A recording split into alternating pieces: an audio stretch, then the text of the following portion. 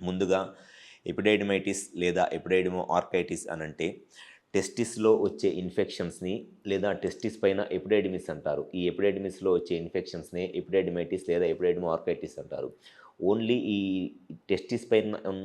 Testis పైన ఉన్న ఎపిడైడిమిస్‌లో infection వస్తే దాన్ని ఎపిడైడిమైటిస్ అంటారు. ఒకవేళ ఈ ఎపిడైడిమిస్‌లో పాటు టెస్టిస్‌లో కూడా ఇన్ఫెక్షన్ ఉంటే దాన్ని ఎపిడైడిమో ఆర్కైటిస్ అంటారు. రెండిట్లో ఇన్ఫెక్షన్ ఉంటేనేమో ఎపిడైడిమో ఆర్కైటిస్ అంటారు. ఓన్లీ ఈ ఎపిడైడిమిస్‌లో ఇన్ఫెక్షన్ ఉంటేనేమో దాన్ని ఎపిడైడిమైటిస్ అంటారు. లేదా ఓన్లీ టెస్టిస్‌లోనే ఇన్ఫెక్షన్ ఉంటేనేమో దాన్ని ఆర్కైటిస్ అంటారు. సో, ఈ 3 టర్మ్స్ కూడా సేమే. సో, ఈ టెస్టిస్‌లో ఇన్ఫెక్షన్‌కి రావటానికి మెయిన్ రీజన్ ఒకటి సెక్షువల్ కాంటాక్ట్స్ అనమాట. మల్టిపుల్ సెక్షువల్ పార్ట్నర్స్‌తో కండోమ్ లేకుండా, ప్రొటెక్షన్ లేకుండా సెక్షువల్‌గా ఎవరైతే కలుస్తారో అటువంటి వాళ్ళలో ఈ ఇన్ఫెక్షన్ రావడానికి చాలా ఎక్కువగా ఛాన్సెస్ ఉంటాయి. అండ్ సెకండ్ రీజన్ వచ్చేసి డయాబెటిస్, అంటే షుగర్ గనక కంట్రోల్‌లో లేకపోతే అటువంటి వాళ్ళలో కూడా ఈ ఇన్ఫెక్షన్స్ వస్తాయి. అండ్ కొంతమంది క్రానిక్ ఆల్కహాల్స్‌లో ఎక్కువగా స్మోకింగ్ చేసేవాళ్ళో లేకపోతే ఆల్కహాల్ తీసుకునే వాళ్ళలో కూడా ఈ ఇన్ఫెక్షన్స్ రావడానికి ఎక్కువ అవకాశం ఉంటుంది.